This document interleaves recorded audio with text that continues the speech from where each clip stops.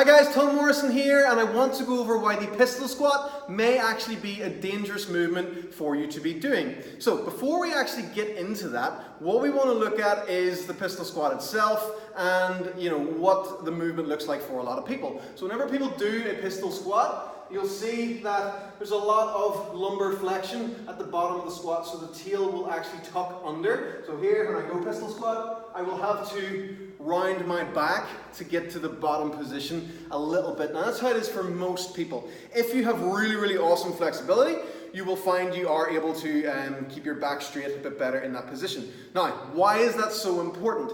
If pistol squats and bodyweight training makes up the majority of your training, you're just rounding your lower back constantly. So yes, your leg is going to get a bit stronger, your legs are going to get a bit stronger, but you're always flexing at your lower back. You're not loading your hips properly, you're just putting a bit of pressure onto your lower back. So yes, your quad will get stronger, but your hamstring will suffer from a result of that. And what happens long term, either in a year or 2 years or 3 years, you'll start to get lower back pain.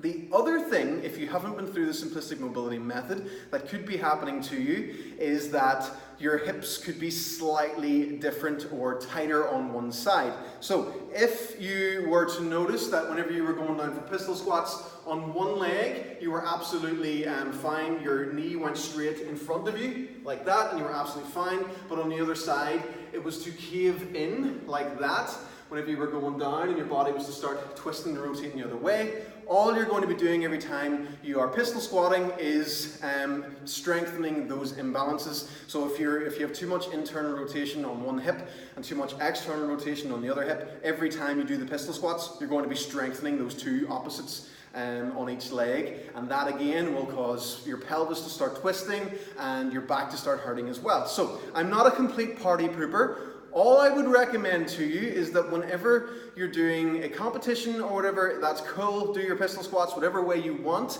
in whatever shoes you want, but for general training, whenever you're doing them, scale them back a bit. So give yourself a heel elevation, so wait there 2 seconds, I'll be back in a second.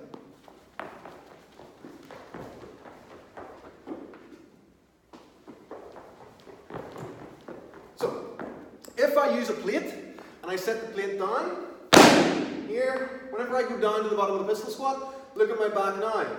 I'm actually able to keep it a lot straighter, and I'm actually able to load my hips in a better way, and keep my chest up better. So, doing them high volume, like that, with the leg up, will be better, and you can actually train a bit harder with that as well.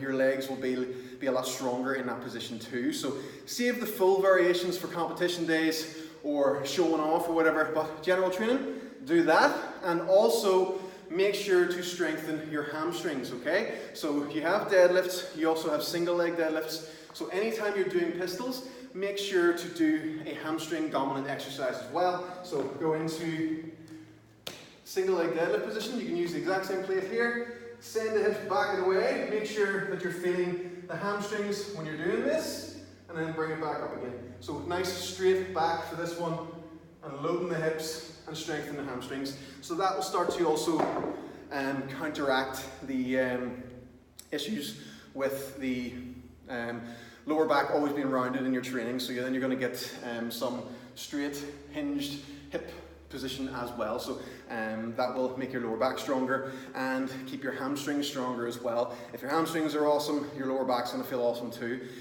So yeah, general training, scale your pistols back a wee bit. If you happen to notice that whenever you are, like I said, going down and on one leg that your knee is caving in like this whenever you're going down for your pistol squats, then there could be something going on with your hips. So like I said, the Simplistic Mobility Method would probably be the best bet for that one.